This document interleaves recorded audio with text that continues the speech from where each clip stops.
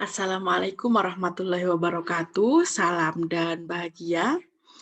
Halo Bapak Ibu semua, bertemu lagi dengan kita pada mata kuliah Psikologi Pendidikan dan Perkembangan.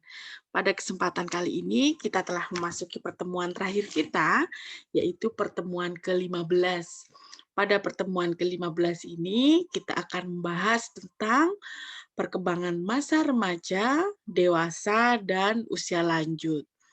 Pembahasan ini merupakan kelanjutan dari pembahasan yang sudah kita lakukan, yaitu pertama kita membahas tentang perkembangan pranatal, yaitu perkembangan anak di masa kandungan, kemudian perkembangan neonatal, yaitu perkembangan anak di masa 0 sampai 2 tahun, kemudian kemarin sudah dilanjutkan dengan perkembangan masa anak-anak awal, yaitu di masa 2 tahun sampai 6 tahun dan masa anak-anak akhir yaitu umur 7 sampai 13 tahun. Nah, kali ini kita akan melanjutkan pembahasan kita yaitu di perkembangan masa remaja, dewasa, dan lanjutan. Masa perkembangan remaja. Sebelum kita membahas tentang perkembangan remaja, kita terlebih dahulu mengupas pengertian dari remaja itu sendiri. Remaja berasal dari bahasa Latin, yaitu adolescer yang berarti tumbuh ke arah kematangan. Istilah kematangan ini meliputi kematangan fisik maupun sosial dan psikologis. WHO sendiri memiliki definisi remaja, yaitu remaja diartikan sebagai suatu masa di mana individu itu berkembang dari saat pertama kali ia menunjukkan tanda-tanda seksual sekundernya sampai saat ia mencapai kematangan seksual. Dikatakan remaja juga jika seseorang tersebut, individu tersebut telah mengalami perkembangan psikologis dan pola identifikasi dari anak-anak menjadi dewasa. Kemudian yang ketiga dikatakan remaja yaitu jika ia sudah mengalami masa terjadinya peralihan dari ketergantungan sosial ekonomi yang penuh kepada keadaan yang relatif lebih mandiri. Mari kita bahas lebih detail tentang masa remaja ini. Masa remaja sendiri dibagi menjadi dua, yaitu masa remaja awal, yaitu umur 13 sampai 16 tahun, dan masa remaja akhir, yaitu umur 7 sampai 18 tahun. Masa remaja ini juga sering disebut dengan masa pubertas, karena pada masa remaja ini anak sudah mengalami peralihan-peralihan yang mana pubertas ini sebagai peralihan dari masa anak-anak ke masa dewasa. Masa remaja ini juga disebut dengan periode peralihan karena pada periode ini anak sudah mulai meninggalkan sifat kekanak-kanakannya dan belajar menjadi seseorang dewasa. Jadi masih tahap beralih, belajar, tetapi belum sepenuhnya menjadi seseorang yang sebagai seseorang sosok yang dewasa. Pada masa remaja ini juga disebut juga sebagai usia bermasalah karena pada masa remaja ini banyak anak di usia 13 sampai 18 tahun ini mencoba melakukan pemecahan masalah secara mandiri dan cenderung menolak bantuan dari orang tua maupun gurunya. Jadi ingin mencoba tidak ada ikut campur antara permasalahan yang dia hadapi dengan orang tua dan guru, dan dia cenderung ingin menyelesaikan permasalahan-permasalahan yang ia hadapi secara mandiri. Beberapa perkembangan penting yang dialami pada masa remaja ini, yang pertama yaitu tentang perkembangan emosi. Pada masa remaja ini, perkembangan emosi bisa dilihat dari adanya sifat cepat marah, kemudian gelisah, nervous, kebiasaan menggigit kuku, suka menyendiri, garu-garu kepala, cemas, dan lain sebagainya, yang mengakibatkan masa pada remaja ini disebut dengan masa krisis mental yang sangat labil. Kenapa kok sifat-sifat tersebut tumbuh pada masa emosional remaja? Hal ini disebabkan oleh beberapa hal, antara lain yaitu perubahan hormon, yang mana hormon pada masa remaja itu tidak seimbang. Ketidakseimbangan hormon ini dapat disebabkan oleh berbagai macam hal. Salah satunya yaitu dari pengaruh bahan-bahan kimia yang bisa kita eh, lihat bahwa perkembangan terkena dari bahan kimia ini bisa melalui bahan-bahan pengawet, kemudian pewarna makanan, kemudian bumbu makanan dan minuman yang dikonsumsi oleh anak-anak usia remaja tadi. Beberapa bahan kimia yang juga berdampak pada hormon yang tidak stabil juga dapat dilihat dari penggunaan produk kecantikan di masa remaja, banyaknya penggunaan plastik dalam kehidupan sehari-harinya, itu yang menyebabkan hormonnya tidak stabil. Bahan-bahan kimia dari pengawet, pewarna makanan, bumbu makanan dan minuman, produk kecantikan, berbagai macam plastik dan lain sebagainya yang nantinya itu masuk ke dalam sistem tubuh si remaja ini, itulah yang menyebabkan adanya masalah hormon pada dirinya. Nah, perubahan-perubahan hormon inilah yang menjadikan mereka memiliki sifat seperti yang tadi ya, sifat krisis mental seperti gelisah, kemudian cepat marah, garuk-garuk dan lain sebagainya. Kemudian sifat-sifat tersebut juga disebabkan oleh kurangnya nutrisi, karena nutrisi yang dimakan biasanya anak-anak usia remaja ini lebih senang memakan junk food yang menyebabkan ya tadi labilnya hormonal. Kemudian menjadikan kurangnya istirahat menjadikan dia anemia. Kemudian adanya juga penyebab karena keluarga yang tidak harmonis menjadikan dia ingin menyendiri, tuntutan yang terlalu tinggi baik dari sekolah maupun keluarga itu juga menyebabkan sifat-sifat yang tidak baik pada perkembangan anak.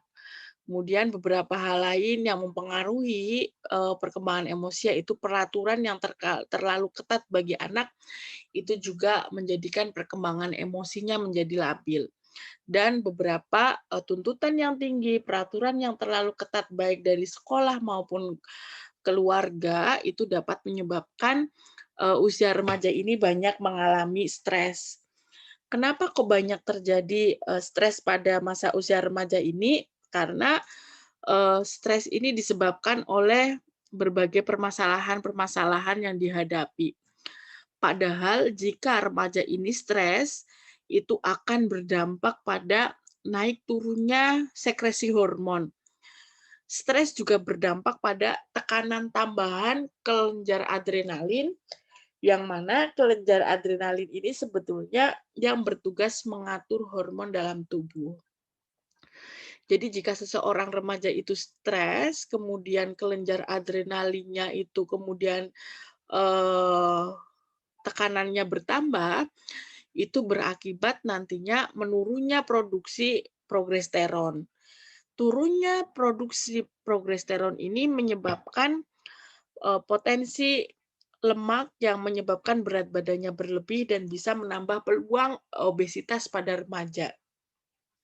Sehingga sebetulnya obesitas itu bukan berarti terlalu banyak makanan dan lain sebagainya, tetapi bisa jadi disebabkan oleh stresnya anak-anak, stresnya remaja ini yang berdampak pada kerjanya sistem adrenalin dan menurunkan progesteron sehingga menjadikan lemak itu banyak dan menyebabkan berat badannya menambah menjadi peluang bertambahnya obesitas pada usia remaja. Dengan seperti itu, kita sebagai pendidik, kita sebagai orang tua memfasilitasi anak usia remaja ini bisa dengan bagaimana menjadikan anak itu nyaman, kemudian tidak stres, tidak menuntut dia terlalu tinggi, tidak memberikan peraturan-peraturan terlalu ketat, agar dia juga bisa berkembang dengan baik dari segi perkembangan emosionalnya. Di samping perkembangan emosional, perkembangan penting yang dialami di masa remaja ini yaitu ada pada perkembangan sosial. Perkembangan sosial pada remaja ini juga disebut juga sebagai periode mencari identitas, karena pada masa ini anak itu sedang mencoba menunjukkan sosok siapa dirinya dan bagaimana peranannya dalam lingkungan.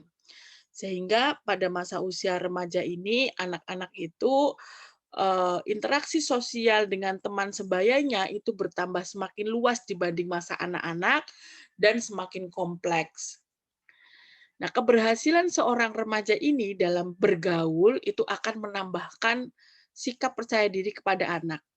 Dan sebaliknya, jika ada penolakan-penolakan dari interaksi sosial, penolakan-penolakan dari geng atau grup pergaulannya, itu akan menjadikan dia tidak percaya diri dan perkembangan sosialnya akan terhambat.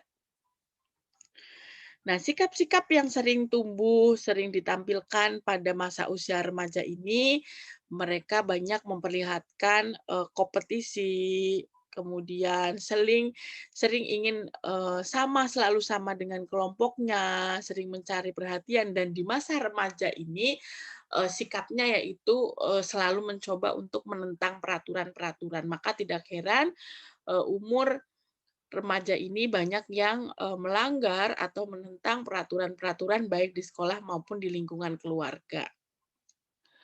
Dan pada masa remaja ini, anak-anak lebih dekat dengan teman sebaya dibanding dengan orang tua atau gurunya, sehingga pemilihan teman sebaya ini sangat berpengaruh pada perkembangan sosial di masa remaja. Kalau pergaulannya baik dengan lingkungan yang baik, teman-teman yang baik, pembiasaan yang baik, maka nanti perkembangan sosialnya dia akan menjadi lebih baik. Sebaliknya, jika ia memiliki pergaulan yang tidak baik, yang buruk, ini akan juga berdampak pada perkembangan selanjutnya, yaitu di masa dewasa dan masa lanjut usia.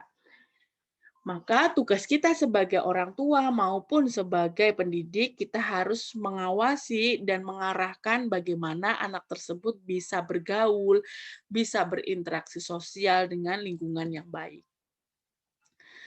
Selain perkembangan emosi, perkembangan sosial, perkembangan penting yang dialami oleh remaja salah satunya adalah perkembangan kognisi. Dari segi perkembangan kognisi, perkembangan anak remaja ini sudah memiliki kemampuan berpikir kritis dan sudah mampu diajak untuk berintrospeksi. Jadi misalkan dia melakukan kesalahan, kita tidak begitu saja menghakimi, tetapi mengajak dia untuk introspeksi, dia sudah bisa. Apa kesalahannya, apa yang harus diperbaiki, maka kita lebih berperan sebagai sahabatnya untuk saling sharing, untuk saling mendengarkan apa yang ia keluh kesahkan, dan kita menjadi sosok seorang teman yang solutif, sahabat yang solutif agar menjadi seorang orang tua yang baik bagi anak remaja ini. Perkembangan kognisi pada usia remaja ini lebih diunggulkan kepada mereka yang sering mengedepankan idealisme, lebih mengedepankan egosentris dan konformitas. Konformitas itu sendiri merupakan sikap yang ingin selalu sama dengan kelompoknya atau komunitasnya. Jadi mereka itu memiliki jiwa yang sangat loyal terhadap gengnya, terhadap komunitasnya. Misalkan hal tersebut dapat dilihat dengan anak-anak di usia remaja ini paling senang misalkan membuat seragam yang sama, kemudian jaket yang sama, mencari tas dan baju yang sedang hits dan lain sebagainya. Usia remaja ini sangat rentan terhadap konformitas ini memang karena perkembangan kognisinya, konformitasnya sangat tinggi. Nah, itulah terkait dengan perkembangan usia remaja yang dapat kita perhatikan bahwa di usia remaja yang lebih harus dikedepankan yaitu terkait dengan interaksi sosial atau pergaulannya dengan teman sebaya, karena teman sebaya ini dapat dijadikan sebagai hal yang sangat penting dalam kehidupan anak di usia remaja.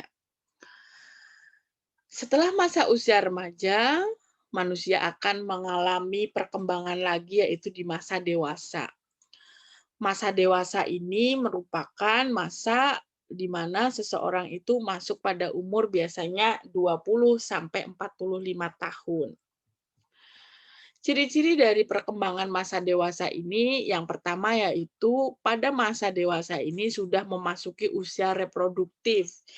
Itu artinya di usia 20 sampai 45 ini mereka sudah siap untuk melakukan reproduksi, yaitu melalui kegiatan melalui pernikahan yang mana sesuai dengan teori psikologi itu wanita siap menikah itu di umur 23 sampai 24 dan pria siap untuk menikah di umur 26 sampai 27. Lebih dijelaskan lagi oleh Harlock bahwa di masa 23 sampai 24 dan laki-laki masa umur 26 sampai 27 itulah usia-usia di mana seseorang itu sudah siap secara fisik, jasmani maupun psikologis dalam melakukan kegiatan reproduksi. Kemudian pria umur 26 sampai 27 tahun juga dianggap sudah mampu menghidupi keluarganya jika dia sudah melakukan proses pernikahan. Kemudian pada masa dewasa ini dikatakan sebagai usia memantapkan letak kedudukan, itu artinya pada masa dewasa ini seseorang sudah bisa memainkan peranannya sebagai pemimpin rumah tangga, sebagai orang tua, sebagai seorang ayah, sebagai seorang ibu, dan lain sebagainya. Masa perkembangan dewasa ini juga disebut juga dengan masa tegang dalam emosi. Maksudnya tegang dalam hal emosi itu tegang dalam hal pekerjaan, mencari pekerjaan, kemudian jabatan, pernikahan, dan keuangan. Masa perkembangan dewasa ini juga dianggap sebagai masa usia banyak masalah, khususnya dalam masalah pemilihan teman hidup dan keuangan. Kemudian masa ini juga bisa dianggap bisa dijadikan sebagai masa keterasingan sosial karena masa usia dewasa ini merupakan masa peralihan dari proses setelah melakukan kegiatan pendidikan menuju pada fase pernikahan dan karir. Sehingga pada usia inilah hubungan dengan teman sebaya karena selesainya pendidikan itu menjadi renggang. Akhirnya dia merasa terasingkan karena sudah tidak ada memiliki jiwa-jiwa tadi ya pergaulan, interaksi sosial dengan teman saat melakukan pendidikan itu sudah berkurang sehingga merasa terasingkan dari sosial.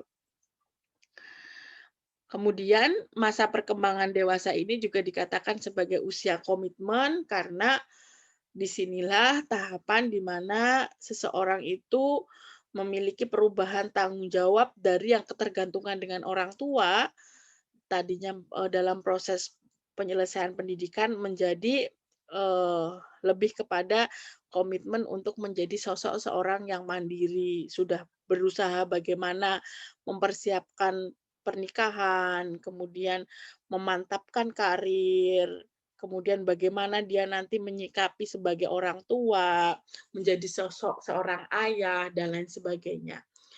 Berdasarkan apa yang tadi sudah disampaikan, maka setidaknya dapat dijadikan sebagai gambaran apa saja yang harus dihadapi dan apa saja yang harus dipersiapkan dalam melakukan perkembangan di masa dewasa ini. Salah satunya yaitu tentang pernikahan dan karir ya, hal-hal yang kalau tadi tentang pada masa remaja itu lebih kepada komunitas, interaksi sosial dan pergaulan. Pada masa usia dewasa ini beberapa hal yang sangat ditekankan yaitu tentang mulainya bahtera rumah tangga, tentang pernikahan dan pemantapan karir untuk berlanjutnya kehidupan. Gitu. Kemudian setelah perkembangan usia dewasa, seseorang akan selalu melakukan perkembangan, kemudian masuk dalam tahapan perkembangan usia lanjut. Perkembangan usia lanjut ini yaitu, ada pada fase 45 tahun sampai meninggal. Ciri dari, perkembangan lanjut usia ini yaitu seseorang telah mengalami perubahan kemunduran dari fungsi tubuh, yaitu kemunduran terkait dengan kemampuan pendengaran menjadi berkurang, indera peraba menjadi berkurang karena sudah menebalnya kulit, kemudian penglihatannya juga sudah menurun, kemudian alat perasanya juga sudah menurun karena reproduksi dari, perasanya itu sudah mulai tidak berkembang. Nah, sesuai dengan, artikel tentang perkembangan usia lanjut ini, disebutkan bahwa, seseorang dikatakan masuk dalam tahap usia lanjut yang berhasil, yang mana hasil dari artikel itu menyebutkan bahwa prediktor seseorang itu memiliki umur panjang itu antara lain yaitu yang pertama, seseorang yang memiliki mobilitas fisik yang baik atau orang yang cenderung aktif, itu cenderung memiliki umur panjang. Kemudian dari aspek pendidikan, disebutkan bahwa seseorang yang memiliki pendidikan yang lebih tinggi, itu cenderung memiliki umur yang lebih panjang dibanding dengan pendidikannya yang rendah. Ini teori ya, teori ini tidak selamanya betul, tetapi perlu dibuktikan dengan berbagai penelitian untuk membuktikan apakah teori ini betul atau salah. Kemudian prediktor selanjutnya adalah seseorang yang aktif bekerja itu akan memiliki lebih panjang umur daripada orang yang menganggur, karena organ-organ fisiknya sering dilatih dan sering digunakan sehingga menjadikan seseorang itu sehat. Nah, berdasarkan pemaparan yang telah kita sampaikan, yaitu tentang perkembangan remaja, perkembangan dewasa, dan lanjut usia, mari kita diskusikan beberapa aspek berikut ini. Yang pertama yaitu sebagai seorang pendidik maupun orang tua, menurut Bapak Ibu semua, hal-hal apa saja yang perlu kita sikapi pada masa tahap perkembangan remaja. Kemudian sebagai pelaku perkembangan masa dewasa ya kita di umur 20 sampai 45 tahun ini, menurut Bapak Ibu semua, apa saja yang perlu dipersiapkan agar perkembangan secara psikis kita dapat berkembang dengan baik. Dan terakhir, untuk mempersiapkan diri menghadapi perkembangan usia lanjut, menurut Bapak Ibu semua, hal-hal apa saja yang perlu kita persiapkan agar tugas perkembangan di masa usia lanjut kelak dapat berkembang dengan baik. Silahkan Bapak Ibu sampaikan gagasan terkait dengan pemantik diskusi tersebut pada forum diskusi di CPEDAR sebagai pengganti pertemuan ke-15 ini. Terima kasih. Sampai bertemu di lain kesempatan. Sukses untuk kita semua. Tetap jaga kesehatan. Terima kasih. Wassalamualaikum warahmatullahi wabarakatuh. Salam.